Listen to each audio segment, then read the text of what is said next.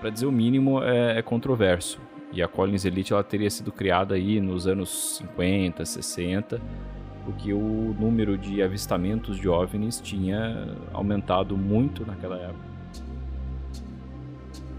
E é nessa questão que acaba juntando a questão da Collins Elite com os Jinn, né? Porque para muitos os Jinn podem ser interpretados ou confundidos até mesmo com demônios, dependendo. Foram fotografados vários objetos. A olho nu parecia um avião. Ela teve um contato imediato de terceiro grau. Muito grande, parecia um sol.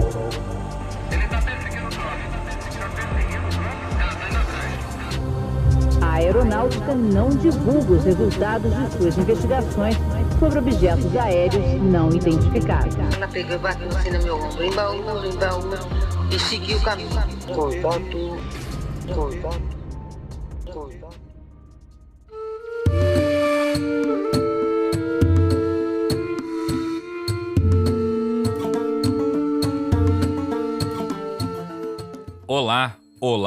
Olá, contatados e contatadas. Sejam bem-vindos e bem-vindas a mais uma edição do O Contato Podcast. O seu podcast de ufologia que toda semana traz muito medo, contos, experiências, conspirações e muito mais. Eu sou Vinícius Martins, mas pode me chamar de Vini.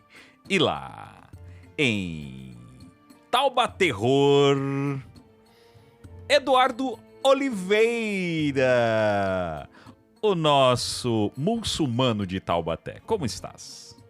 Mais um dia no paraíso. Essa semana eu fui chamado de sósia do príncipe Mohammed bin Salman.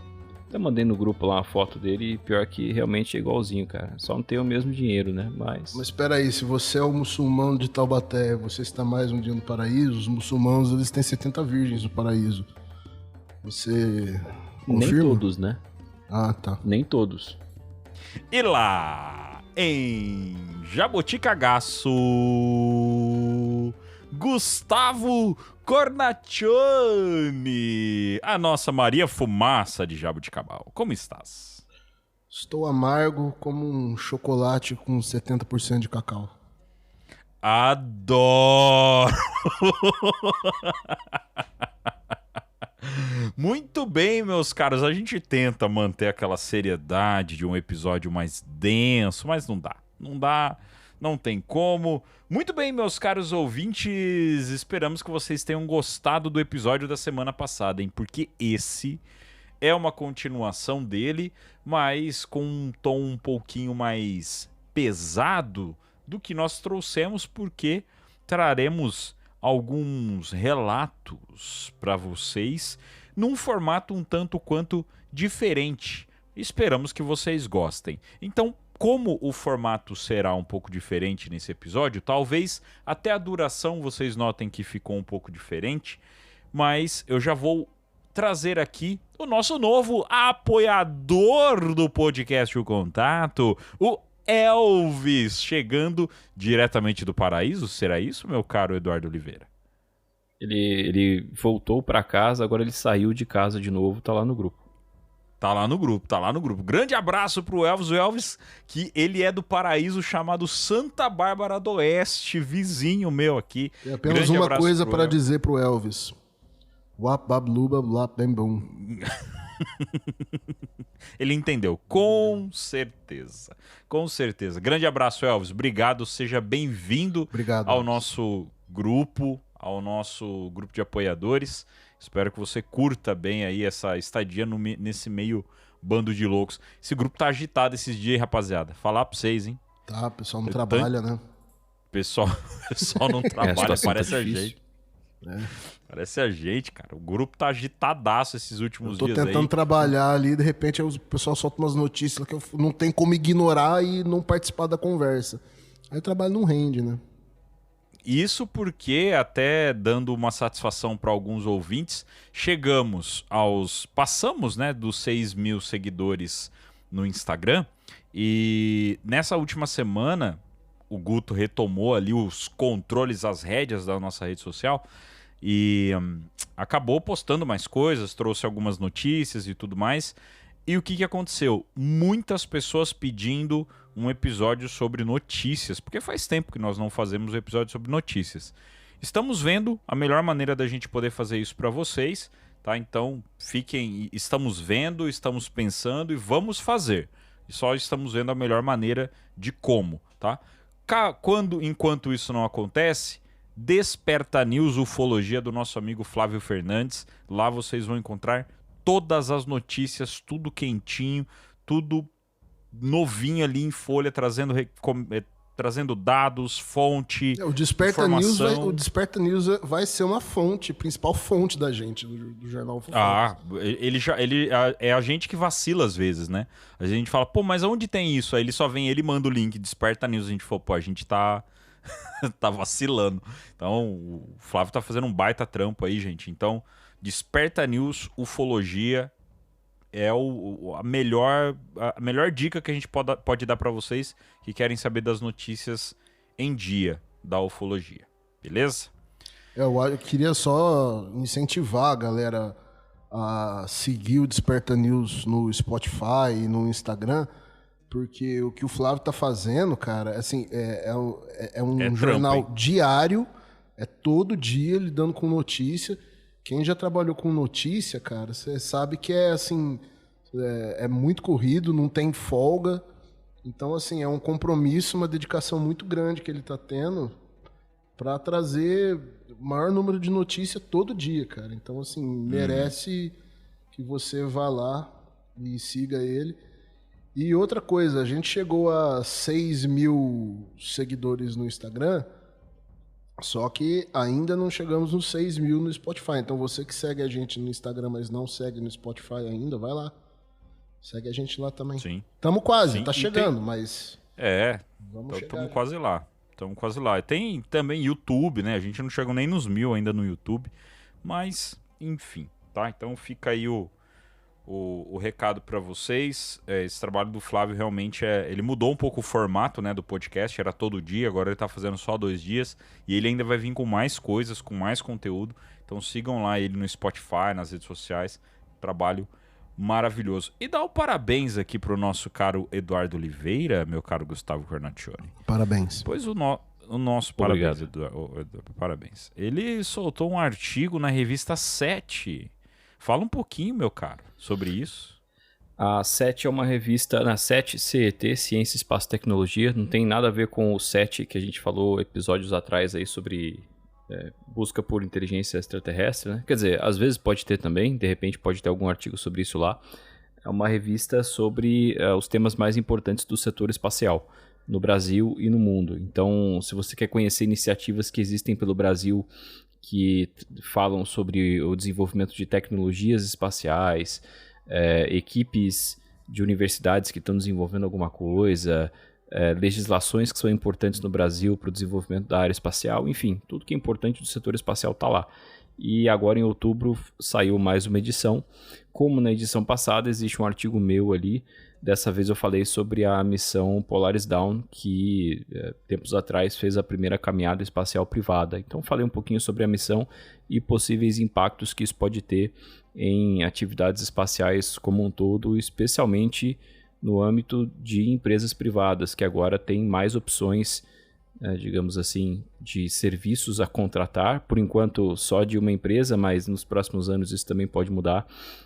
Então podem fazer mais atividades ali sem a necessidade de governos, por exemplo, de precisar da NASA ou da Agência Espacial Europeia, sei lá, para colocar alguma coisa exposta ao espaço na Estação Espacial Internacional. Não precisa mais, essa empresa pode contratar a SpaceX, que poderá fazer o trabalho mais barato, por exemplo. Então, enfim, quem se interessar, a revista 7, procurem no Instagram, ep.spacebr. E blog do Astrônomo, né? Com certeza, sim. Né? Com certeza, que inclusive o acompanhamento de notícias também do blog do Astrônomo deve voltar em breve. Assim que acabar essa parte mais sinuosa que eu estou passando na faculdade agora, eu devo retornar esse trabalho lá também. Muito bem, tá dado o recado, meus caros ouvintes. Vamos então para o nosso episódio, falando um pouco mais sobre o que é essa parte do fenômeno chamado Jin e trazendo também alguns relatos.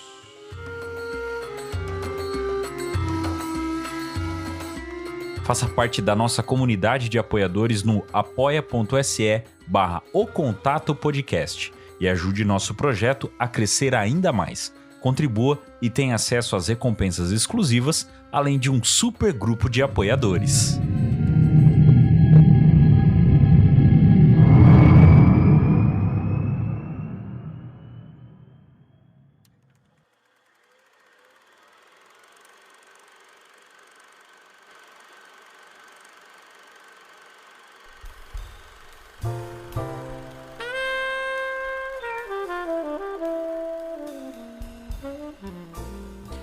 Muito bem, caro ouvinte, vamos lá. Primeiramente, para a gente poder chegar nos nossos relatos, prometemos não levar muito tempo também para você poder curtir legal esses relatos.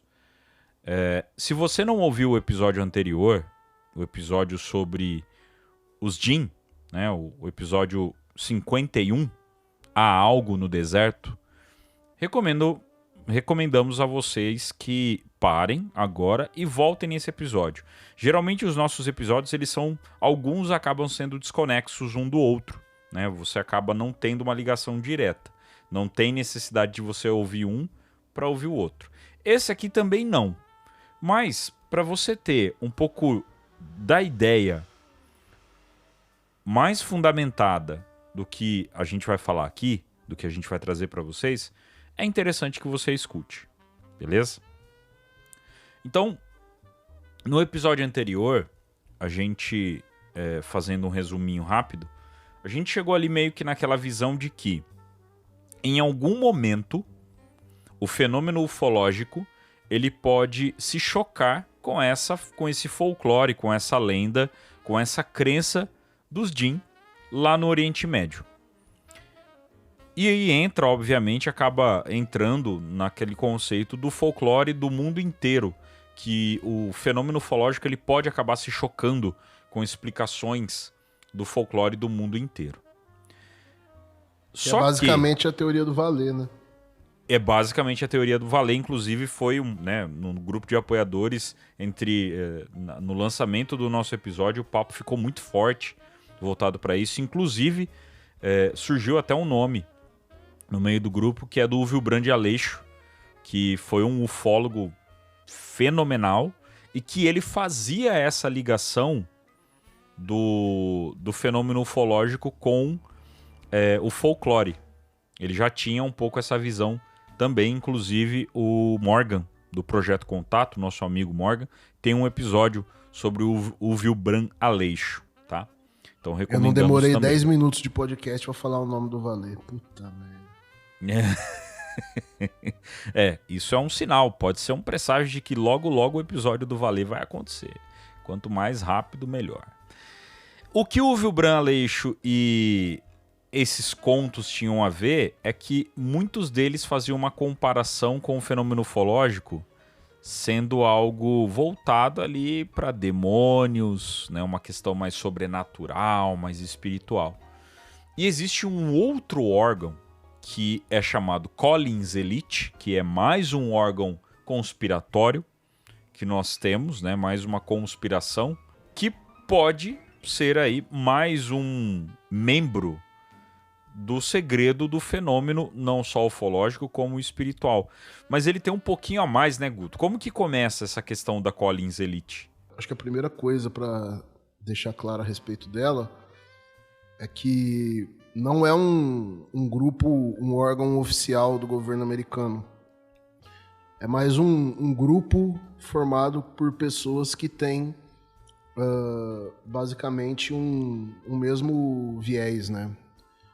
É um grupo formado por membros do sistema de defesa e de inteligência, principalmente Pentágono e CIA, né? E também a DIA. A diferença entre a CIA e a DIA, né? DIA e CIA, é que a CIA ela é civil, é a agência de espionagem civil dos Estados Unidos, e a DIA é como se fosse a CIA do Pentágono, né? Então é um serviço de espionagem e inteligência estritamente militar. Então a Collins Elite é um grupo que é muito controverso, né? Um grupo misterioso, controverso, dentro do próprio universo da ufologia, que ela foi formada para investigar a ligação entre fenômenos ufológicos e o sobrenatural, né? Principalmente no contexto, e aqui é o que une geralmente os membros da Collins Elite, né? Dentro de uma perspectiva cristã mais radical, né? Então, não são simplesmente cristãos os membros da Collins Elite, eles são cristãos mais fundamentalistas, mais radicais, membros do governo. E quando eu falo do governo americano, eu quero dizer da estrutura, né? Não de governos eleitos, mas aquelas pessoas que têm cargos que continuam independente da administração. Que isso é realmente uma teoria de conspiração, né? A gente não tem nada do governo dos Estados Unidos, do Pentágono, de quem quer que seja, que realmente diga que a Collins Elite existe, ou que sequer existe algum grupo que tem a função de fazer essa ligação entre esses fenômenos que a Collins Elite deveria fazer, né? Então a gente entra num terreno um tanto suspeito, para dizer o mínimo, porque a gente realmente está falando de uma teoria de conspiração, né? Controverso. E aí, né? para dizer o mínimo, é controverso. E a Collins Elite ela teria sido criada aí nos anos 50, 60, porque o número de avistamentos de OVNIs tinha aumentado muito naquela época, inclusive com o avistamento de seres, já algumas abduções, e esse grupo tinha uma interpretação alternativa, enquanto já nessa época na ufologia a hipótese extraterrestre, pelo menos para o grande público, ela despontou, e alguns pesquisadores falavam de ultraterrestres, coisas interdimensionais e tal. A Collins Elite queria que esses eventos, queria interpretar esses eventos, não como seres extraterrestres ou algo desse tipo, mas sim como manifestações demoníacas, ou então algo de natureza interdimensional negativa para a humanidade, alguma coisa que fosse realmente nociva para nós, em camadas da realidade que nós não conseguiríamos acessar normalmente. Tem da onde veio, não a origem da Collins Elite, mas como se construiu no público, né, a narrativa da existência da Collins Elite. O principal autor que fala dela é um pesquisador e autor inglês chamado Nick Redfern. Ele tem muitos livros, e ele também parte um pouco para essa questão da demonologia, assim. Mas é um autor bem conhecido na Inglaterra e nos Estados Unidos. E talvez a que dá um pouco mais de credibilidade à ideia da Collins Elite, essa ideia ficou um pouco mais crível, porque uma pessoa de um pouco mais de renome falou muito sobre ela, que é a Diana Pasulka. A Diana Pasulka, a gente já citou ela aqui em outros episódios. De passagem, ela é uma professora de estudos religiosos, estudos da religião da Universidade da Carolina do Norte, é doutora lá. É autora dos livros American Cosmic e Encounters. E ela não é uma pessoa que vem do meio ufológico, da comunidade ufológica. Ela nunca se ligou a esse tipo de assunto. A ligação dela foi a partir do momento que, em alguns estudos que ela estava fazendo da vida dos santos, ela notou que muitas das descrições dos fenômenos e dos milagres, dos fenômenos religiosos que estavam na história das vidas dos santos, poderiam ser descritos hoje como fenômenos ufológicos.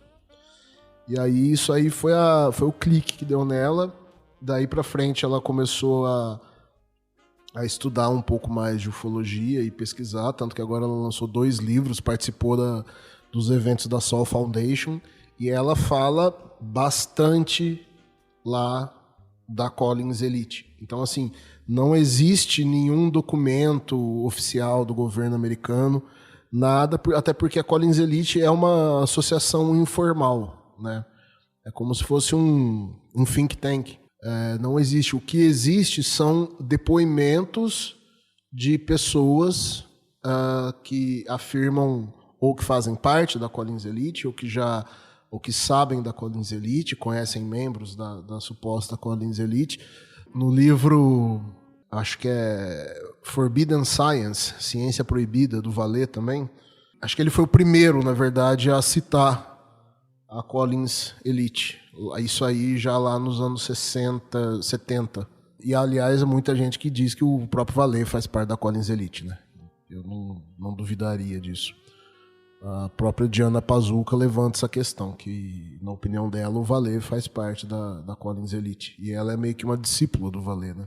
Então ela deve saber meio o que ela tá falando. O Elizondo teria citado também, né? O Elizondo já falou da Collins Elite, o Chris Mellon. Então, assim, não existe um documento, nada oficial dizendo que isso existe, porque não é um órgão oficial do governo. Mas tem muitas pessoas que citam esse nome, né, esse grupo. Então, por isso que aos poucos foi se construindo quase essa mitologia em torno desse grupo. É uma conspiração, realmente, é uma conspiração. Igual quando se fala de, sei lá, Illuminati, sabe? Que você ouve pessoas, não tem uma prova, tem gente que fala, que traz informação e fala disso, fala daquilo. Agora, essa questão da Collins Elite, ela que eu fiz uma comparação muito difícil, né? Falar de Illuminati, mas pelo menos existem algumas informações a respeito desse possível grupo. E é muito mais fácil você imaginar que existe um grupo dentro do governo que investiga por conta própria esse tipo de assunto. Isso é uma coisa que é possível, é plausível, né? Do que você imaginar que existe um grupo da elite que governa o mundo e blá blá blá. A Collins Elite, ela seria muito semelhante a Homens de Preto. Que é uma coisa que a gente fala, um monte de gente já relatou, mas ninguém conseguiu provar nada, né? Que é real, que existe. Fica no campo das conspirações, né? Eu diria que a Collins Elite ela é menos conspiratória do que a ideia dos Homens de Preto. Né? Que ainda assim se trata de coisas um pouco mais plausíveis e que a gente vê algumas pessoas de dentro do governo falando coisas que talvez não usem o nome Collins Elite, mas é mais ou menos a mesma coisa, sabe? Faz sentido, né? É uma coisa que faz sentido você ter um órgão dentro do governo, principalmente quando a gente está falando do governo americano, que é um governo que ele tem um viés religioso. Se a gente falar que o governo americano não tem um viés religioso, principalmente Estados Unidos, que é um país predominantemente protestante, dificilmente a gente não vai ter um viés religioso ali dentro do governo. Até aqui no próprio Brasil, né? A gente já teve até jingle de presidente usando, né? Teve slogan de presidente. Todo presidente americano, quando vai terminar um discurso, fala God bless America, né? Isso. Então, é uma coisa que você vai ter aí um viés voltado para essa questão religiosa e espiritual. Isso é fato. Então, não seria de se estranhar um órgão dentro do governo que tivesse um viés mais voltado para a parte religiosa e para investigar... Mas eu acho que é mais interessante a gente nem dizer que é um órgão, cara. Quando fala órgão, dá a impressão que é algo oficial. Dizer um grupo, sabe? Um grupo. Verdade. Eu gostei da descrição aí da expressão think tank. É uma coisa que não é oficial, mas aquelas pessoas têm essa linha de pensamento e se reúnem ali para debater e tentar fazer alguma coisa a respeito desse assunto especificamente. Com relação a essa questão da religião, do governo e tudo mais, vamos lembrar também que alguns documentos que foram mostrados naquela primeira conferência da Sol Foundation já mencionavam a existência de Deus. aí não é uma questão religiosa, talvez entre mais na questão espiritual, ou para usar uma palavra que algumas... para usar aspectos que outras pessoas podem preferir mais filosóficos ou até interdimensionais, enfim, existe já uma... supostamente, né, aí dentro disso que teria sido investigado, existe uma espécie de hierarquia que envolve nós, inteligências não humanas, anjos, Deus, enfim, uma série de seres aí, e Deus estaria acima de todos eles. Então, independente disso, existe essa menção aí a uma entidade divina nessa outra fonte também. Então, se realmente o governo dos Estados Unidos chegou ao ponto de secretamente comprovar a existência de Deus, o que seria uma coisa filosoficamente absurda, né? Porque pelo próprio conceito, a ideia de Deus é muito difícil de se provar, mas se eles conseguiram isso, também faria sentido que essa informação teria tido ecos em outras questões que eles precisam investigar. Essa, por exemplo, como os documentos que eu tinha mencionado lá já mencionavam isso, né? Já relacionavam Deus ali nessa hierarquia e tal. Então, assim, é uma viagem grande, mas isso tem seus fundamentos em algumas coisas, né? Não foi admitido ainda, né? Mas, assim, não sei se algum dia será, mas existem pessoas que falam que, sim, dentro do governo isso existe. Sim. Um ponto interessante é que, assim, a visão da Collins Elite seria qual, né? Então, até para a gente poder aprofundar um pouco mais no que seria esse grupo, né? Eles têm uma visão um pouco mais voltada pro espiritual mesmo, e aí vive naquela questão da batalha do bem contra o mal.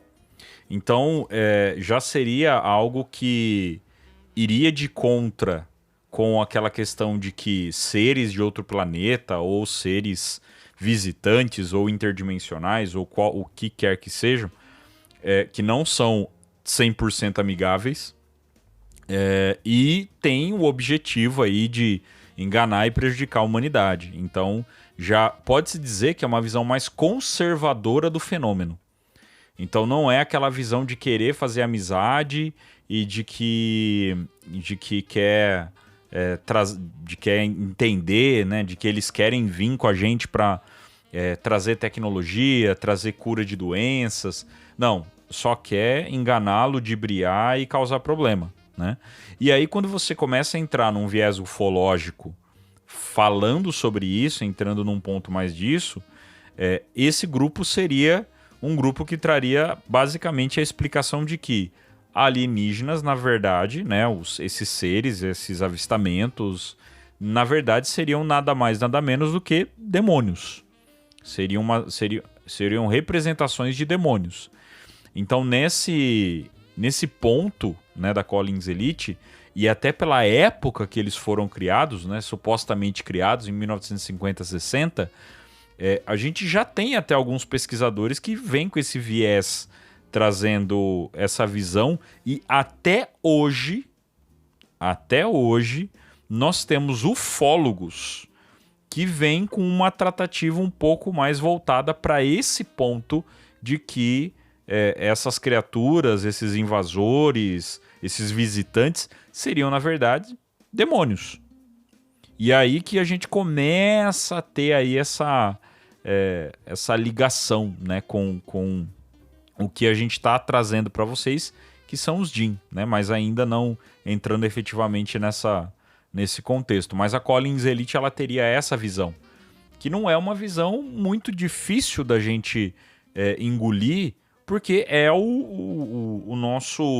nossa criação, né? É a nossa cultura, de que qualquer tipo de invasor desconhecido, ele não é muito benéfico, né? Então essa seria o trabalho mais próximo aí da Collins Elite. Então, às vezes até algumas pessoas acabam se identificando um pouco mais com esse tipo de estudo, que é um estudo mais voltado para uma questão espiritual, para essa batalha do bem e do mal, e de que esses seres, na verdade, são seres maléficos, que querem prejudicar a gente o tempo todo. Vários pesquisadores trouxeram informações a respeito da Collins Elite, por exemplo, o Nick Redfern, que é um cara que apareceu em vários documentários do History Channel. Ele chegou a dizer que as experiências de abdução e fenômenos relacionados a isso, segundo a visão da Collins Elite, elas são partes de um plano maior dessas entidades por trás desses fenômenos para manipular a mente humana e até controlar o ser humano. E aí esse grupo teria buscado evidências de que algumas práticas esotéricas ou então ocultistas poderiam abrir oportunidades, abrir portas para que essas entidades se manifestassem. Então existem também pesquisadores independentes que fazem sua pesquisa e publicam livros, dão entrevistas, enfim, ufólogos, que também defendem um pouco dessa visão. Porém, eles não são parte de uma conspiração do governo americano, né? O Nick Redfern, ele já lançou vários livros onde ele cita a Collins Elite. E é nessa questão que acaba juntando a questão da Collins Elite com os Jinn, né? Porque para muitos os Jinn podem ser interpretados ou confundidos até mesmo com demônios, dependendo do seu viés, né? E a Collins Elite é um grupo que tem essa interpretação um pouco mais religiosa e associando muito a questões dos alienígenas serem demônios, né? Ou então estarem a serviço de demônios, né? Dentro da visão da Collins Elite. O que eu acho mais louco é que é tipo assim, existem alguns ufólogos, alguns pesquisadores de ufologia que tratam essa vertente, que até hoje, né, tratam esse tipo de viés, né, voltado para essa percepção de que o fenômeno ufológico, na verdade, ele é maligno e de que tudo é parte de uma tentativa de dominação do mal, né, para a questão do fenômeno. Mas depende muito também de onde está vindo essa interpretação, né, cara? Porque ao mesmo tempo, se você olhar para o pessoal que segue uma vertente mais esotérica assim, de ufologia, ao contrário, né? É sempre todo mundo bom, tem uma visão mais positiva, né? Que eles são nossos irmãos, que estão vindo nos ajudar, que eles cuidam de nós. E não sei, né? A minha opinião, né? Eu acho que não tem evidência para falar nenhuma coisa nem outra. Exato. Ou pelo menos para não desacreditar um lado ou outro, falar que é só uma coisa ou só outra. Sim. O que eu acho louco é que assim, os ufólogos, principalmente aqui no Brasil, a gente sabe de alguns ufólogos que tratam dessa vertente, né? E não citam. Eles acabam não citando a Collins Elite. Eu, como sempre falo aqui nas nossas gravações, de que é muita coisa que trata aí de conspiração do governo americano ou de grupos né, que estão junto ali do governo, ou então até órgãos do governo. Eu não tinha conhecimento, comecei a ter conhecimento depois que a gente começou a gravar o podcast. A Collins Elite é a primeira vez que eu estou ouvindo falar, né? Eu nunca tive o conhecimento de alguém, né, de algum ufólogo que trouxesse esse tipo de conteúdo referente a ela, né? Apesar de ter o viés do estudo da Collins Elite, né? Isso que é interessante. Eu acho que assim, existe um... Como a ufologia é uma coisa informal ainda, né? E espero que... creio que será ainda por um bom tempo. No momento que houver a confirmação do fenômeno, a ufologia acaba, né? Do jeito que a gente conhece. Mas dentro do que a gente conhece por ufologia hoje, uma pessoa que ela chega nesse assunto, ela vai chegar geralmente pelos causos, né? Pelos relatos. São as drogas de entrada, né? Para a ufologia. Acho que a pessoa vai começar ouvindo conteúdo sobre relato. À medida que você vai ampliando a sua curiosidade e ampliando sua pesquisa, sabe, você vai chegando em outras coisas. Então, assim, eu não conhecia tal pesquisador, aí ouvi falar de uma teoria em um vídeo ou num podcast, fiquei curioso, fui conhecer sobre tal pesquisador, e aí, ouvindo sobre ele, cheguei numa outra coisa. Então você vai puxando um fio da meada. Então, assim, dificilmente alguém vai ouvir falar da Collins Elite logo no primeiro contato com o assunto ufológico, sabe? É o tipo de coisa que você vai chegar nela quando você já cavucou bastante coisa nesse terreno aí. É bem específico. Eu acredito que em português, aqui no Brasil, deve ser a primeira vez que está se falando tanto tempo num episódio, num conteúdo sobre a Collins Elite.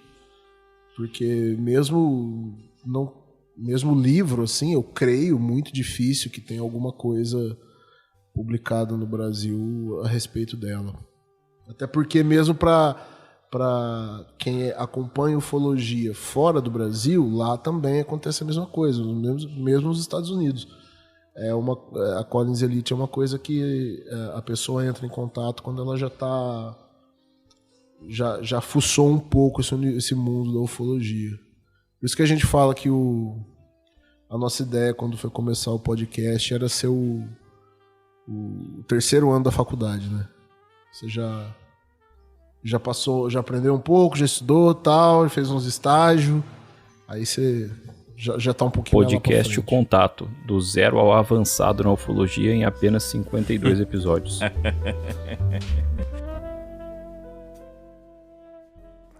As camisetas mais estilosas de O Contato estão na O Contato Store. E o estoque é limitado, hein? Garanta a sua antes que acabe.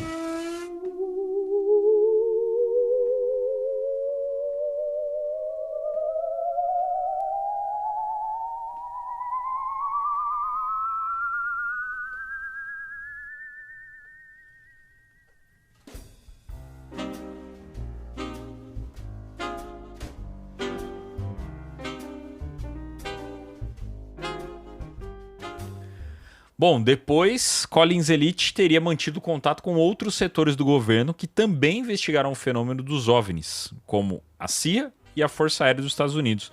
No entanto, a abordagem do grupo era distinta por ter o foco mais espiritual, né? Muitas vezes aí conflitava com os outros departamentos, obviamente, né? Os outros departamentos, até a gente trouxe o Painel Robertson, que já vinha com a questão de querer explicar tudo como fenômeno natural, ou se não era fenômeno natural, era espião de outro país. E aí vem uma possível Collins Elite com a ideia de que não, isso é sobrenatural, mas não é extraterrestre.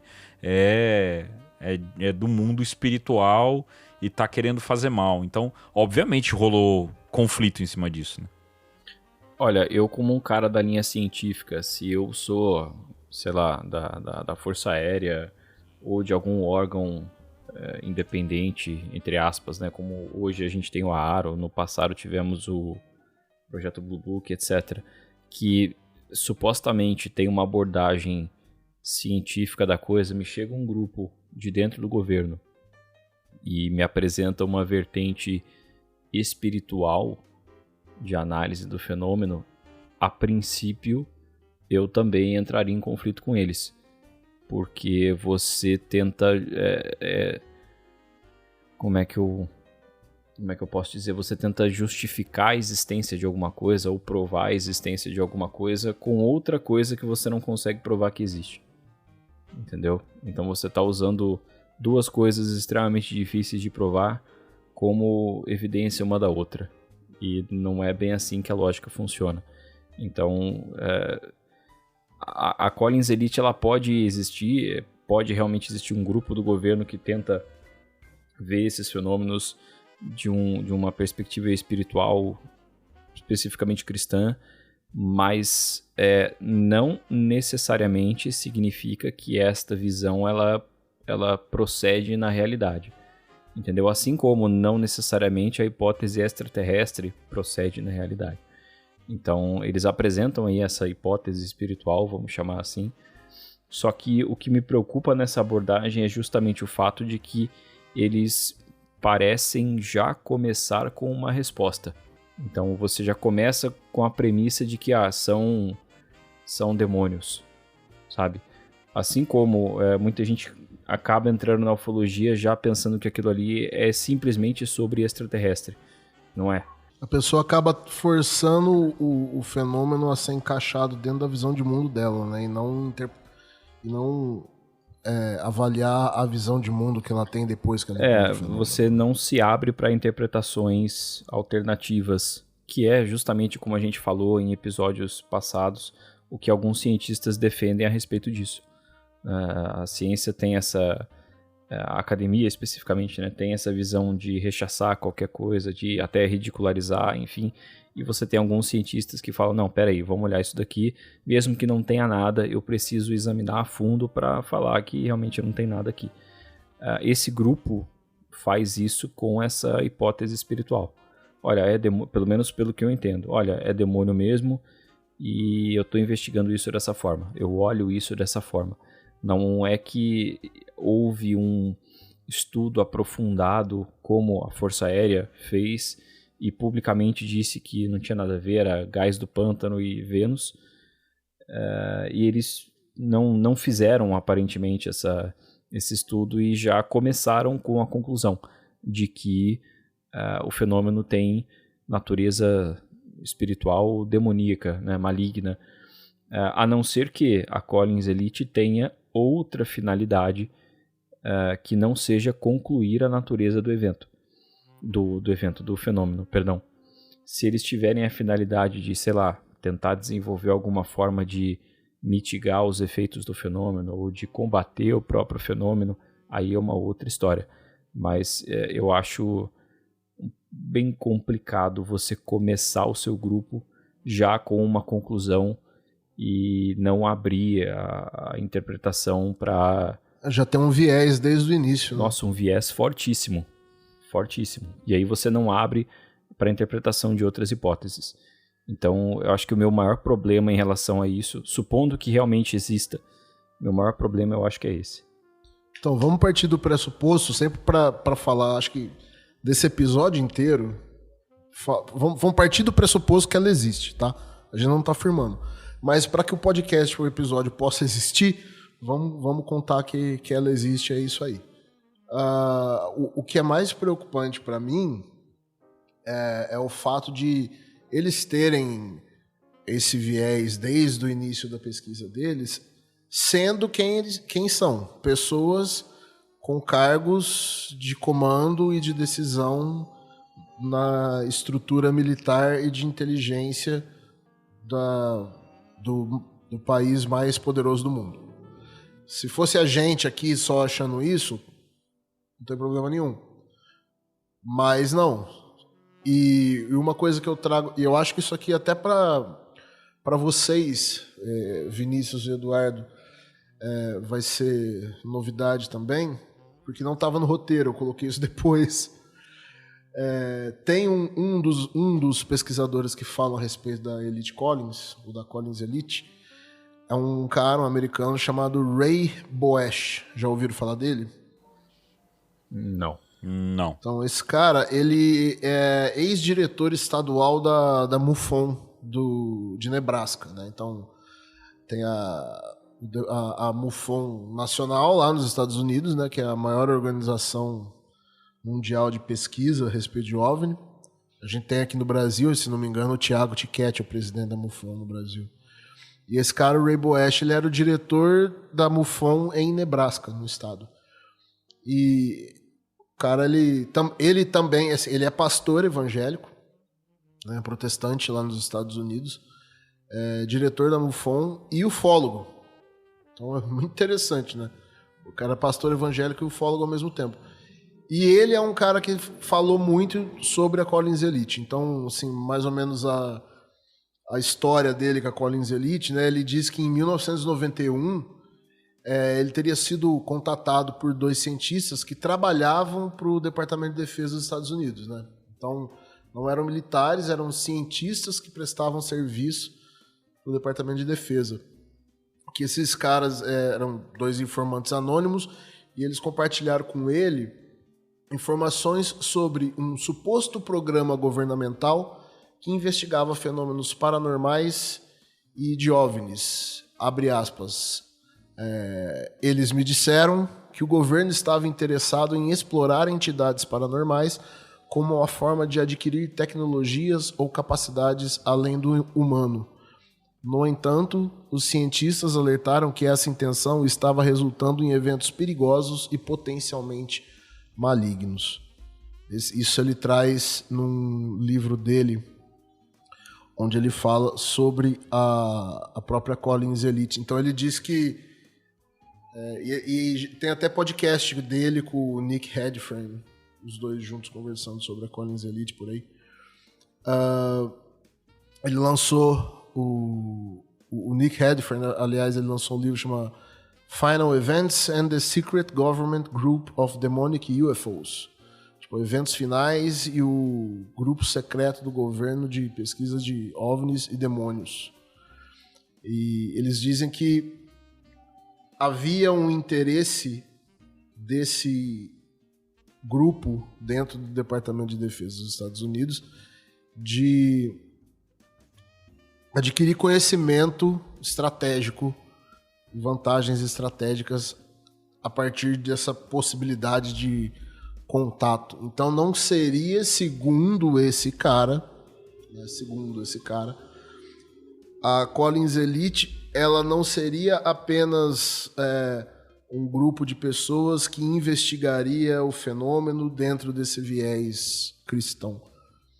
Mas seria um grupo de pessoas dentro do governo que investigaria o fenômeno com o viés cristão com um objetivo de, nas palavras de Bilu, buscar conhecimento.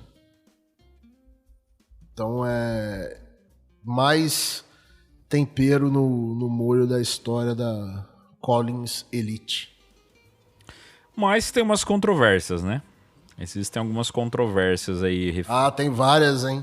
Eu acho que a gente já trouxe algumas aqui, né? Só o fato de que a Collins Elite não é um órgão do governo e que tem toda a conspiração em cima dela, já é uma controvérsia. E algumas das controvérsias que ela tem, que é amplamente debatida e vista com ceticismo, mesmo dentro da comunidade ufológica, né? Então, a própria Collins Elite, na comunidade ufológica, já é um debate. Não é um consenso em que todos acreditem. Como eu disse, eu nunca vi um ufólogo trazer um papo sobre a Collins Elite. Então pode ser que ela seja apenas aí uma conspiração mesmo, né? É uma ideia interessante, né? Uma ideia que faria sentido até um governo ter isso, mas traz uma visão de uma ótica meio que improvável, né? É uma coisa meio que improvável da gente ter isso também, né? Não faz sentido, mas a gente acaba não colocando isso como uma certeza. E não tem registro, né? Não existe registro nenhum oficial de que a Collins Elite existe, tá? Então, até reforçando para você, caro ouvinte, nós reforçamos aqui várias vezes, né? É um grupo que pode existir dentro do governo americano. Alguns grandes nomes, né? Lou Elizondo, a Diana Pazuca, esse próprio Nick Redfern, são pessoas que citam a Collins Elite, mas nós não temos confirmação nenhuma sobre esse grupo, né? A maior parte dessas informações vem de livros, supostos denunciantes, supostas pessoas que estão envolvidas ali dentro do governo americano. Então são algumas controvérsias que a gente acaba tendo referente a Collins Elite. Algumas teorias, né, a respeito da Collins Elite casam muito com certos assuntos que a gente pode ligar lá no episódio do Crowley, do John Dee, do Jack Parsons, porque a Collins Elite, ela tem essa visão ao mesmo tempo cristã, só que olhando também para um lado mais esotérico. e que envolve até a questão de magia, né, dentro do que se fala da Collins Elite. Mas isso se conecta com aquilo que o pessoal chama de o colégio invisível, né, que seria um grupo de cientistas, grupo de pesquisadores, informal, não existe uma sede, não existe um local, um endereço, e que também pesquisaria esse tipo de fenômeno.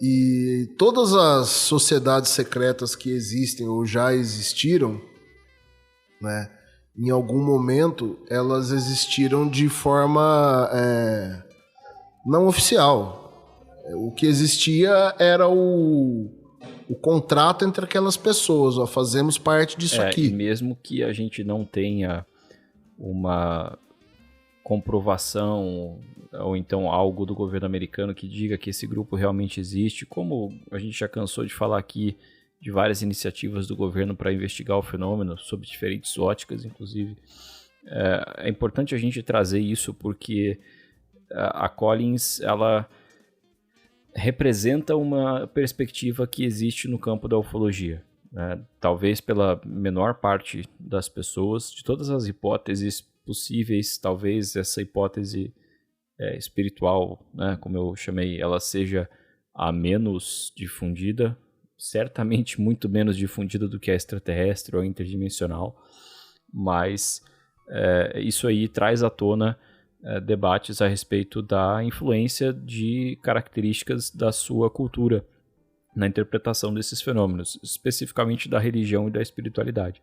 Então, se você cresceu em uma sociedade cristã, teve mesmo que não tenha tido uma criação cristã propriamente dita, né, praticante, como a gente fala, mas referências cristãs são presentes na sociedade onde você vive, e você tem um fenômeno que poderia ser interpretado como espiritual, você vai levar para referências cristãs. Vamos supor que na Índia existisse uma iniciativa semelhante. Não seria cristã, seria uma interpretação hindu. E também seria, acho que até mais de boa, porque seres de outros lugares do universo no hinduísmo não é novidade para ninguém. Então, é uma questão cultural também. Cultural e geográfica, digamos assim. Depende muito da sociedade onde você está inserido. E aí, esses fenômenos eles podem ser interpretados, então, como espirituais e ligados a diferentes religiões, a depender de quem está investigando. Então, a Collins, ela meio que representa esse tipo de visão. Bom, caro ouvinte, eu acho que é isso.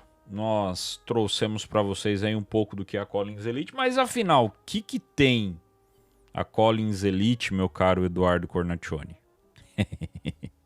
Guto, agora eu queria que você, como é o cara que aprofundou nesses assuntos do submundo da Collins Elite, nos explicasse a ligação da Collins Elite com esse assunto dos Jinn. A Collins Elite, ela parte do princípio de que o fenômeno ufológico ele é uma manifestação demoníaca, né? Ela parte do princípio de que aquilo lá não é nem anjo, não é que é um fenômeno espiritual, é um fenômeno espiritual maléfico. Os Jinn no Oriente Médio, eles se assemelham muito a imagens de demônios. Eles podem ser interpretados como demônios. Como eu falei, o ET de Varginha foi interpretado como um demônio. Doutora Diana Pazuello, como eu citei antes no livro dela, o estopim para ela ter interesse pela ufologia foi perceber que muitos relatos das vidas dos santos eram praticamente relatos ufológicos. Então, essa ligação entre o espiritual e a ufologia é a base de estudo da Collins Elite. E a gente aproveitou o tema dos Jinn, que é o tema central desses 2 episódios, né, para inserir nesse assunto a Collins Elite e fazer a conexão com os Jin. Então agora a gente parte para a sessão que eu acho que vai ser a mais legal de todas, que são os relatos de militares americanos, ingleses, australianos no Oriente Médio durante o período do que ficou conhecido como Guerra ao Terror, né? No Iraque e no Afeganistão. A gente encontrou algumas histórias bem interessantes. Essas histórias, algumas delas saíram de livros de memórias de veteranos de guerra.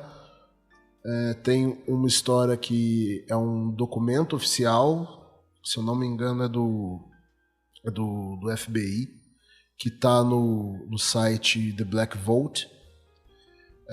Mas também temos trechos de podcast, um podcast australiano onde um veterano contou essa história. Enfim, as fontes estão espalhadas por aí. E espero que vocês gostem, porque vamos inaugurar o cagaçômetro, né? Agora o ouvinte, eu gostaria, meu caro Eduardo Oliveira, que você, como sempre faz muito bem feito no Podcast X, fizesse aquela chamada para o pessoal ficar bem tenso, para poder aproveitar da melhor maneira os relatos que vão seguir daqui adiante. Bom, agora então, se você está ouvindo de manhã ou então à tarde, né, durante o dia, e quer ter uma experiência mais intensa, digamos assim, então você para esse episódio agora, deixa para ouvir isso à noite. Como eu já sugeri outra vez, deixa para ouvir sozinho. Recebi um comentário uma vez no Podcast X de um cara que colocou para dormir, né? Então, porque a minha voz, pelo visto, é sonífera, o cara colocou para dormir e aí depois ele acordou assustado e tal. Então, assim, agora é uma sugestão de consumo que nós fazemos para você. Então, se você quer ter aquela experiência de uma leitura mais alta no cagaçômetro, deixa isso para ouvir à noite. Se não, né, se você é uma pessoa mais sensível, né, medrosa como nós três, ouve agora mesmo e tá tudo bem, tá? Mas os relatos, eles são muito interessantes, são bem legais, e a gente tentou fazer cada um de um jeito ali para a gente ter uma, digamos assim, uma experiência diferente em cada um deles, para que pudesse ficar mais marcante. A gente espera que vocês gostem. Muito bem, caro ouvinte. Então, agora fiquem com os relatos de militares, com as experiências com supostos Jin.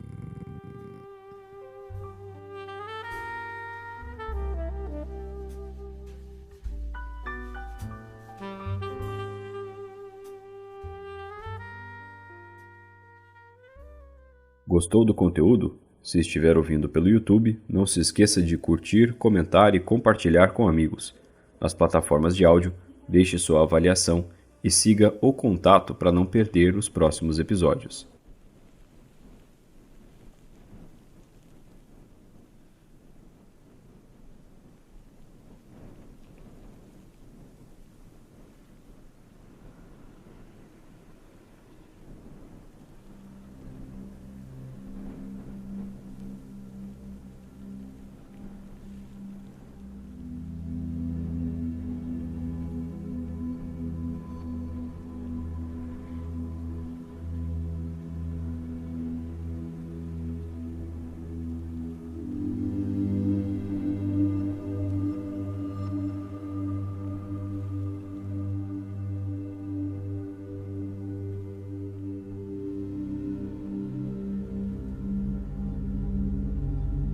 A primeira história é o relato de um veterano da guerra do Iraque chamado Jeremy Scouts, e foi enviada ao canal Wartime Stories. Ele diz: No Iraque, vivíamos em um shopping de 4 andares destruído pela guerra, o que significava que precisávamos cuidar da nossa própria segurança sozinhos. Um dos quartos que usávamos para fazer a segurança ficou famoso por conta da atividade paranormal que acontecia lá, geralmente começando à meia-noite com barulhos estranhos e inexplicáveis. A atividade aumentava por volta das 3 da manhã, quando coisas realmente estranhas aconteciam naquele cômodo. Sentávamos em um canto olhando para as janelas e ouvíamos passos e arrastar de pés atrás de nós durante todo o turno. Algo com que acabamos nos acostumando, já que não tínhamos escolha. Então, por volta das 3 da manhã, a famosa hora das bruxas, as coisas mais malucas começavam a acontecer. Um dos meus amigos tinha um enorme saco preto de lixo ao lado dele, cheio de latas de energético vazias e garrafas de água, que de repente foi arremessado no ar, espalhando lixo por toda parte. Ele ficou tão apavorado que jogou sua cadeira do outro lado da sala e chamou um companheiro para passar o resto do turno com ele. Tivemos sargentos que perseguiram crianças até salas vazias que tinham apenas uma porta de entrada e saída. Mas teoricamente éramos os únicos dentro do shopping. Não deveria haver civis ali, muito menos crianças. Outro amigo ficou literalmente paralisado de medo ao ver um soldado iraquiano transparente se aproximar e sentar ao lado dele durante seu turno. Ele disse que ficou imóvel o turno inteiro e tentou não olhar para ele. O exterior do shopping era cheio de buracos de bala e crateras. Então imaginávamos que muitas pessoas tinham morrido ali antes de nós. Mais tarde, descobrimos que a sala onde acontecia mais atividade paranormal tinha sido uma discoteca, um clube onde os 2 filhos de Saddam Hussein torturavam e matavam pessoas. Essa sala também dava acesso ao telhado, de onde, aparentemente, eles julgavam as vítimas do prédio. Minha pior experiência durante a Hora das Bruxas não foi tão ruim quanto a dos meus colegas. Meu turno naquela noite ia de meia-noite até as 4 da manhã. Começou com um som de passos arrastando-se atrás de mim por horas, o que não era tão difícil de se acostumar. Eu tentava não desviar o olhar das janelas, onde pelo menos havia alguma luz ambiente entrando. Porque quando se usa visão noturna, tudo que você vê é um círculo verde em um olho e escuridão total no outro. Fica realmente assustador quando você vira a cabeça, porque se você vê algo assustador, só aparece quando está diretamente na sua frente, devido à perda de visão periférica. Depois de 3 horas olhando para o nada, já eram umas 3 da manhã, quando de repente ouvi e senti um sussurro ao lado da minha orelha. Como se alguém tivesse os lábios a meio centímetro de distância de mim. Eu nunca me movi tão rápido na minha vida. Ao mesmo tempo, levantei, virei, arma em punho, luz acesa, pronto para atirar em um fantasma. Eu esperava que fosse alguém me pregando uma peça, mas não havia ninguém ao meu redor. Fui verificar todos os quartos ao lado, mas estavam vazios. Então, quebrei uma caixa inteira de bastões de luz química e espalhei todos pelo quarto, pensando, agora eu vou conseguir ver qualquer coisa que se aproxime. Mas isso só deu ao quarto um brilho verde muito estranho. Antes eu não conseguia ver nada. Agora achava que via coisas se movendo, porque estava muito fracamente iluminado. Acabei passando o resto do meu turno de frente para o quarto, com as costas contra a janela. Eu não me importava mais com o que estava acontecendo lá fora. Poderiam ter trazido um carro-bomba direto até nós. Eu estava mais assustado com os fantasmas do que com qualquer outra coisa.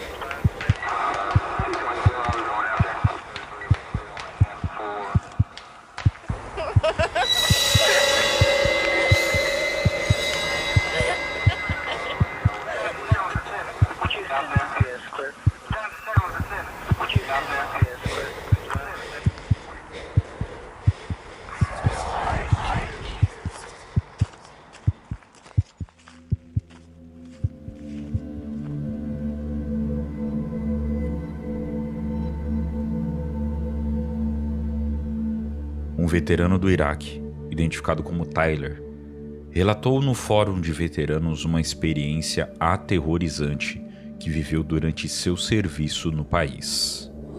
Eu estava no Bravo 2506 da 101ª Divisão Aerotransportada, estacionado no sul de Bagdá, na base de operações avançadas Falcon. Fomos enviados para uma casa que chamávamos de Doghouse, uma antiga fábrica de explosivos que virou uma base da nossa companhia Delta.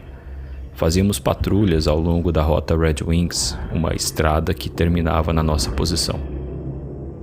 Certa noite, enquanto rendíamos as posições estáticas, eu estava de guarda na última viatura, observando a estrada com meus óculos de visão noturna. Era por volta das 3 da manhã quando vi um movimento entre os arbustos perto de um muro. Usando meus óculos de visão noturna, eu vi um garoto, talvez com 12 anos, envolto em uma luz branca, quase como uma aura. Levantei os óculos, mas ele sumiu.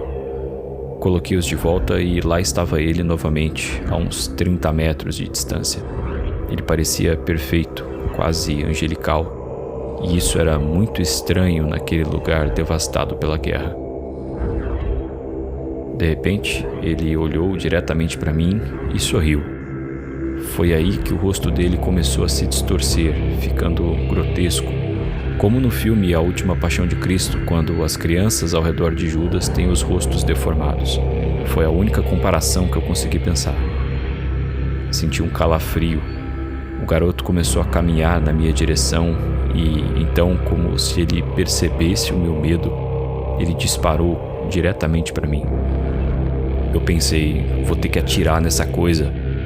Peguei a minha arma, mirei pela visão noturna, destravei e comecei a apertar o gatilho. Ele estava a menos de 1,5 metro da minha viatura. Nesse momento, os outros carros ligaram os faróis e uma luz branca invadiu a área e me deixou cego por um instante. Quando eu consegui enxergar de novo, o garoto tinha desaparecido. Travei a arma, me recostei na torreta, respirando fundo. Meu médico notou meu suspiro e perguntou o que tinha acontecido. Eu só respondi que achei que estava ficando louco. Os dias seguintes foram cheios de pesadelos com aquele garoto demoníaco.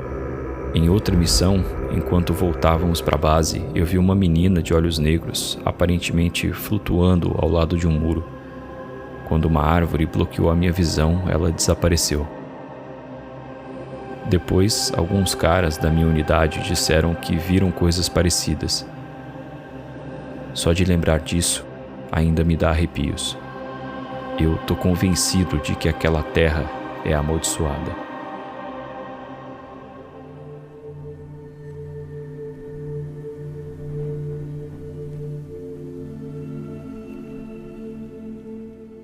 A seguir, trazemos um documento obtido pelo site The Black Vault.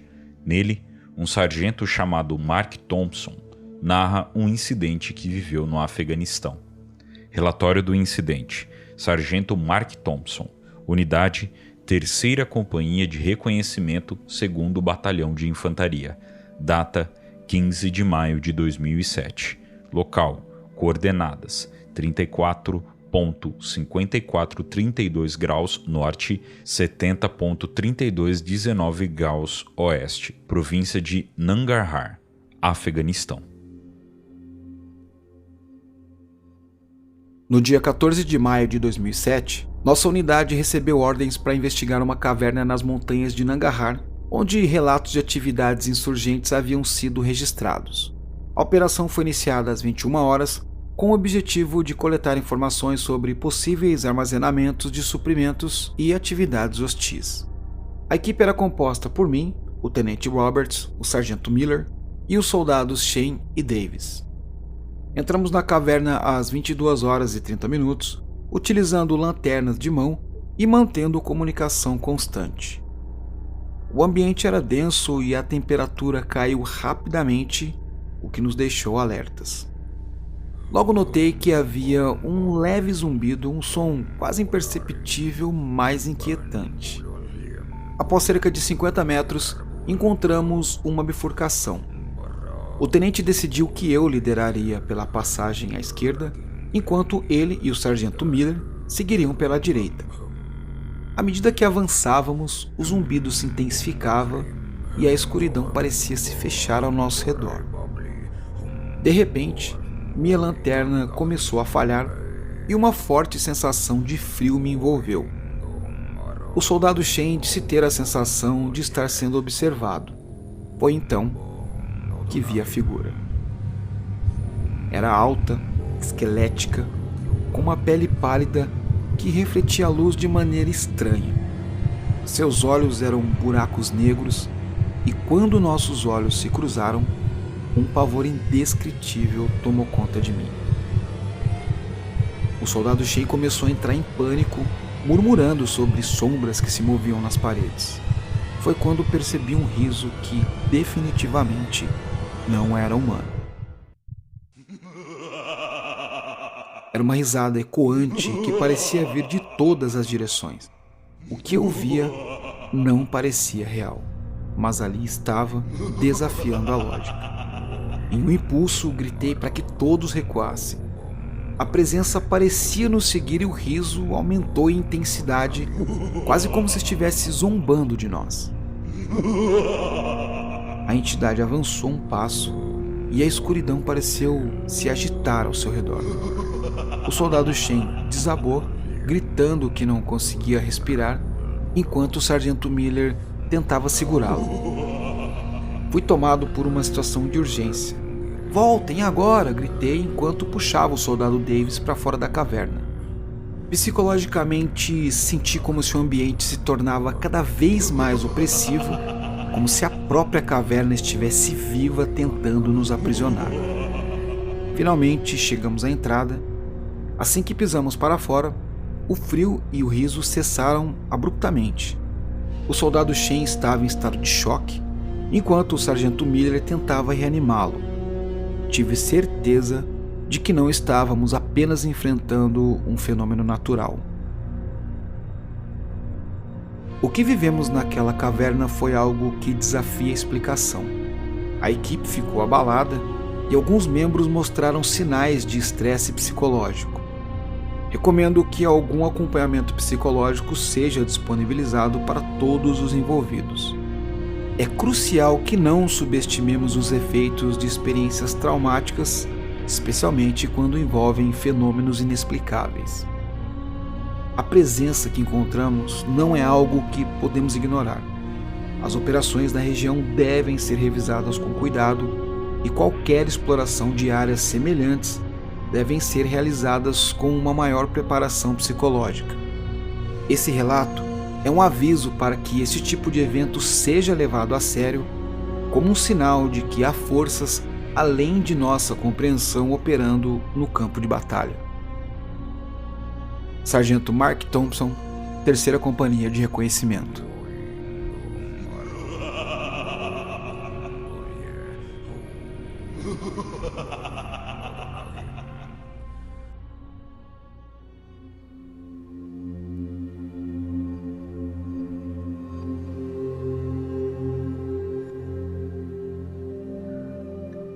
O relato a seguir foi encontrado no Reddit, na seção de comentários de um post de um veterano da Guerra do Iraque, narrando experiências paranormais que vivenciou lá.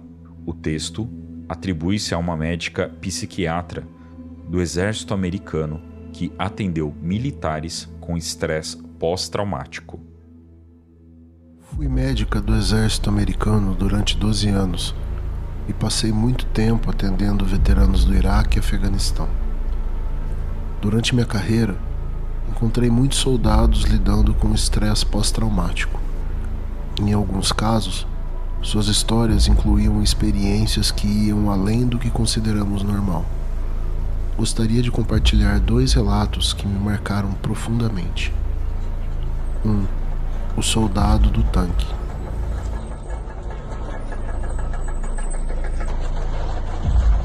Um dos casos mais impressionantes foi o de um soldado que fazia parte da equipe de um tanque durante uma missão no deserto do Iraque. Era noite, segundo ele, apesar de estar em um país em guerra, aquela região era dominada pelos americanos e considerada bem segura. Para surpresa de todos, de repente, o tanque foi atacado. A equipe do tanque estava confiante de que jamais seriam atacados naquele lugar. Por isso, algumas medidas de segurança haviam sido ignoradas, o que tornou o ataque fatal para 3 membros da equipe. Meu paciente foi o único que sobreviveu. Ele se viu preso dentro do tanque, ao lado de seus 3 colegas mortos, cercado por escuridão da noite e silêncio. O que aconteceu a seguir foi algo que ele nunca conseguiu explicar. Ele contou que enquanto esperava por resgate, sombras começaram a surgir ao redor do tanque.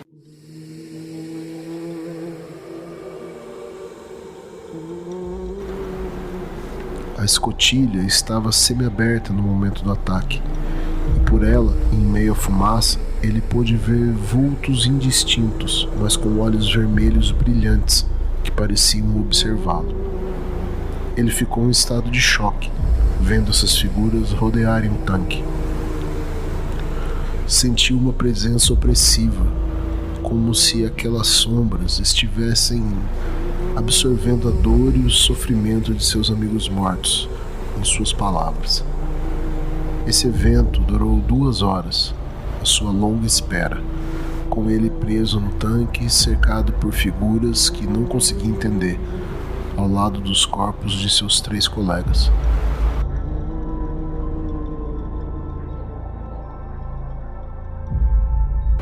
Quando finalmente foi resgatado, ainda estava em estado de terror, e o estresse pós-traumático se manifestou ao longo dos anos após esse incidente, com visões constantes de sombras e de olhos vermelhos. 2. A experiência de quase morte. Outro relato que sempre me deixou intrigada foi o de uma soldada que foi alvejada no peito durante uma emboscada no Afeganistão. Ela teve uma EQM, uma experiência de quase morte, enquanto estava inconsciente. Durante esse período, ela descreveu estar fora de seu corpo e observar a cena ao seu redor. Ela disse que viu seres estranhos flutuando ao redor de onde seu corpo estava, incluindo os soldados que haviam morrido anteriormente. Esses seres eram assustadores, com formas distorcidas e olhares que pareciam penetrar em sua alma. Ela percebeu que esses seres se concentravam próximos aos cadáveres de soldados mortos que estavam enfileirados ao lado. Algumas dessas criaturas estavam literalmente em cima dos corpos. No entanto, quando um desses seres se aproximou de seu corpo, ela sentiu um puxão inexplicável que a fez voltar ao seu corpo com força. Após essa experiência, ela teve dificuldades para falar sobre o que havia visto, mas frequentemente se via acordando à noite, gritando, aterrorizada com as visões dos seres que a rodeavam. Sua luta com o transtorno de estresse pós-traumático envolveu não apenas a memória do evento, mas o medo constante do que poderia ter sido se ela tivesse permanecido naquele lugar. Essas histórias são apenas alguns exemplos do que encontrei em meu tempo servindo ao exército. Os veteranos frequentemente lidam com traumas que vão muito além da guerra, e algumas experiências podem desafiar nossa compreensão da realidade. Estou aqui para compartilhar e ouvir, porque essas histórias precisam ser contadas. Muito obrigada por ler.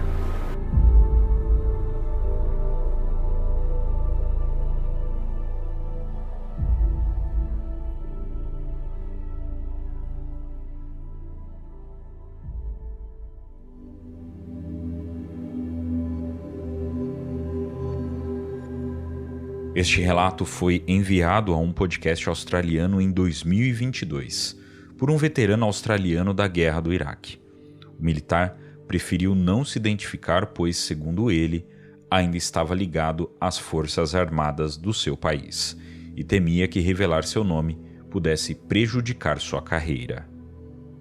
Em 2004, eu fui enviado ao Iraque para dar treinamento de desarmamento de bombas. Fui destacado para Fallujah, uma cidade devastada pela guerra. A tensão lá era constante. Mas um evento, até hoje sem explicação, aconteceu numa noite quando eu acompanhava uma patrulha. Era por volta das 2 da manhã. A minha equipe tinha se dividido para cobrir uma área maior. Eu patrulhava uma rua deserta, ruínas de prédios ao meu redor, com a visão limitada apenas pela luz fraca da lanterna presa ao meu fuzil. O rádio estalava com a estática. Então, de repente, o ar ao meu redor começou a esfriar, e eu senti um arrepio subindo pela espinha, algo que não era só o vento. E me lembro de me sentir observado. Essa sensação é comum para quem patrulha áreas de guerra. Você não quer estar na mira de um sniper e os seus sentidos ficam aguçados. Mas aquilo era diferente. Era uma sensação mais física do que mental. Eu não sei explicar melhor do que isso. Eu virei rápido, apontando a lanterna para um beco, e foi aí que eu vi uma sombra.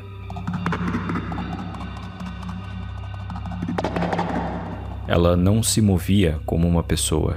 Não era um insurgente, nem um civil.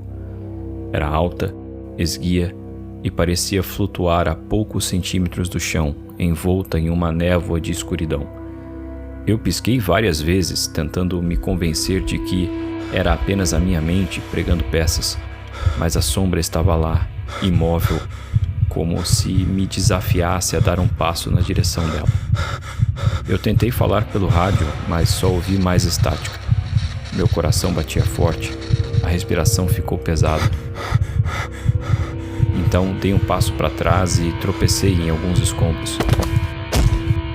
Quando me levantei, a sombra havia se aproximado. Não havia som de passos, apenas um silêncio profundo que parecia engolir tudo ao redor. Foi quando ouvi, bem fundo na minha mente, uma voz sussurrando. Não era inglês, nem árabe. Era um som cultural, como se viesse de todos os lados. Não entendia as palavras, mas o medo que davam era claro. A sombra se transformou, ganhando uma forma mais humana, mas os olhos eram de um vermelho incandescente, como brasas. Foi aí que eu percebi. Aquilo não era humano, não era desse mundo. A palavra Jinn atravessou a minha mente. Eu já tinha ouvido histórias dos moradores sobre essas entidades, espíritos que vivem entre o mundo dos homens e o desconhecido, mas sempre achei que eram apenas lendas. De repente, a sombra desapareceu e reapareceu do outro lado da rua, como se estivesse brincando comigo.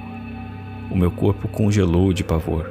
Eu tentei correr, mas as minhas pernas não obedeciam. Então a voz ressoou de novo, dessa vez mais clara, direto dentro da minha cabeça. Não foi possível entender o que a voz dizia, mas mesmo assim o pavor era enorme. Como que por um milagre, o rádio fez um ruído alto e uma voz da minha equipe me chamou. A sombra se desfez em fumaça como se tivesse sido puxada de volta para a escuridão.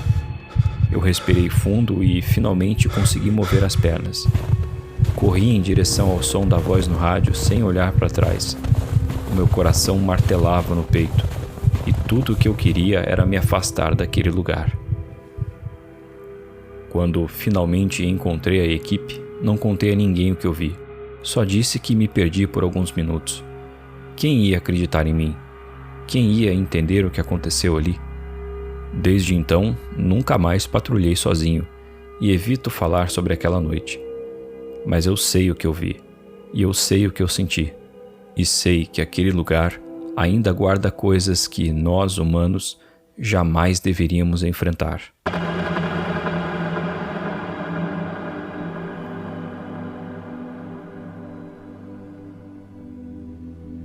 David Morrows, um ex-soldado do Exército dos Estados Unidos que estava estacionado na área durante os anos 80, relata uma história angustiante de quando sua equipe foi supostamente atacada por um exército de espíritos nesta área.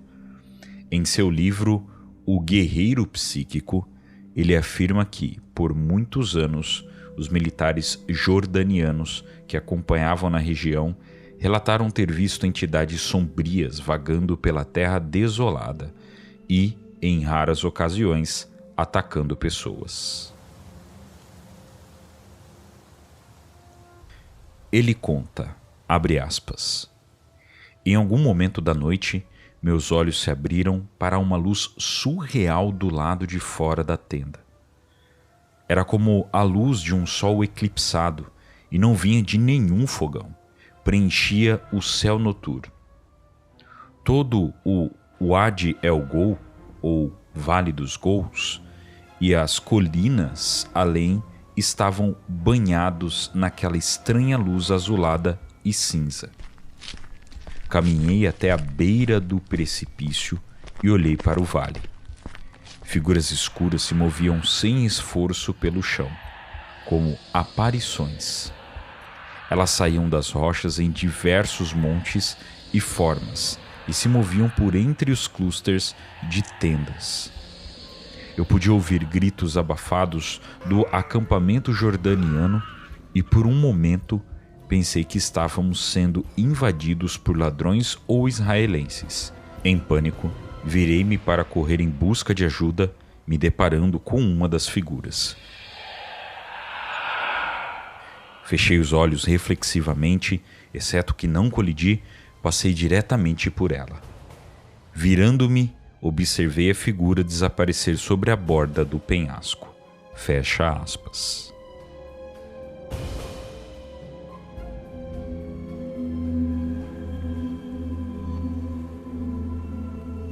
Essa última história foi compartilhada online em 2020 por uma médica do exército que serviu no Iraque em 2006, sob o nome de usuário @Havaduk81. Como muitos que compartilham histórias estranhas e inacreditáveis, ela disse que espera que as pessoas não acreditem nela. Ela afirmou que, além de não ter reportado esse incidente por razões óbvias, ela e seus companheiros evitaram compartilhar essa história para não serem ridicularizados, mas ela insiste que essa história aconteceu exatamente como ela a descreve. Ela conta: minha unidade no exército foi destacada para o Iraque em abril de 2006. Estávamos em Ramadi, a 123 quilômetros de Bagdá. Era perto da meia-noite. Eu estava em um Humvee indo a Bagdá para uma licença de emergência por causa de uma morte na minha família. O Humvee que eu estava tinha outros 3 soldados e um atirador na torreta. Os outros 2 Humvees que estavam com a gente tinham o mesmo total de 5 pessoas em cada um, com um carro na frente do meu e um atrás. Portanto, éramos o carro no meio. Eu não tinha meu fuzil porque já tinha saído de licença. De repente, o Humvee à nossa frente freou bruscamente. Todos pensamos que poderia ser um dispositivo explosivo improvisado ou um carro-bomba. O líder da equipe do nosso Humvee falou pelo rádio com o Humvee da frente. Nesse momento, no deserto, fora da estrada, todos nós vimos o que parecia um vulto negro. Parecia um pássaro grande e parecia que a fumaça estava saindo dele. Uma fumaça negra esverdeada com um toque de azul. Todos estávamos tentando focar nossos óculos de visão noturna no que estávamos vendo. Os 2 soldados em nosso carro, que tinham melhores óculos de visão noturna do que os outros, disseram que podiam ver alguma coisa, mas não conseguiam identificar o que era. A fumaça estava distorcendo a visão e, em um segundo ou 2, uma pedra foi atirada em um dos Humvees. E era uma pedra grande, do tamanho da cabeça de alguém, e todos nós congelamos. Pelas regras de engajamento, não podíamos simplesmente atirar naquilo. Então, miramos um holofote na coisa. E naquela luz, seja lá o que fosse essa coisa, ela simplesmente voou para cima. E, ao mesmo tempo, nós ouvimos um barulho alto e estridente.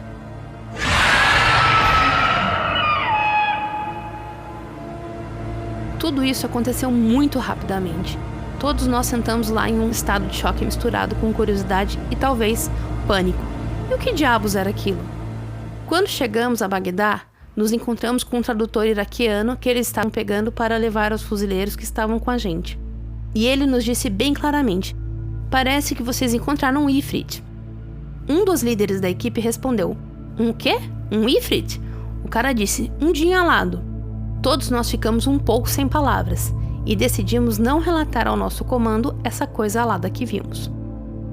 Fadiga de combate, agora mais conhecida como estresse pós-traumático, seria a morte das nossas carreiras naquele momento. Já se passaram 13 anos desde que isso aconteceu. Eu conheci o meu agora marido em 2015. Ele também era soldado e, por coincidência, ele também havia sido destacado para Ramadi com a minha unidade irmã, a 26ª, em 2015. Na época, ele também havia passado por esse trecho específico dessa estrada durante sua licença. Um dia, ele me contou uma história sobre algo que ele viu, que me deixou completamente chocada, porque era muito semelhante à minha história. Com exceção de que eles nunca pararam, eles simplesmente disseram, dane-se, simplesmente continuaram. Eu era médica, então a morte era rotina para mim, especialmente considerando que o período que estivemos lá foi muito mortal, incluindo uma estação de primeiros socorros mantida por soldados que foi emboscada e destruída. Ainda não consigo entender isso, mas não acabou no Iraque. Acho que algo me seguiu para casa. Não tenho certeza do que, embora muitas vezes tenha me perguntado se poderia ter sido um soldado. Um dos que não consegui salvar, porque agora, nas últimas 2 casas em que moramos, algo nos seguiu em cada lugar.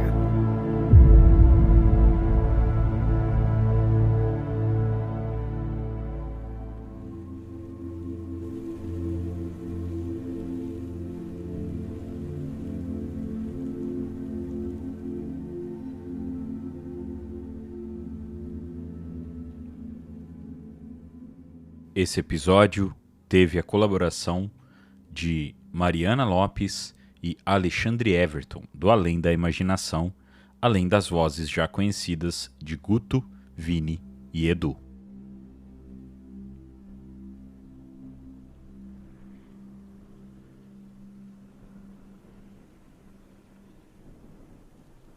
Muito obrigado pela sua parceria e sua companhia. Esperamos que vocês tenham gostado do episódio de hoje. Nos encontramos na semana que vem em mais uma edição do O Contato Podcast.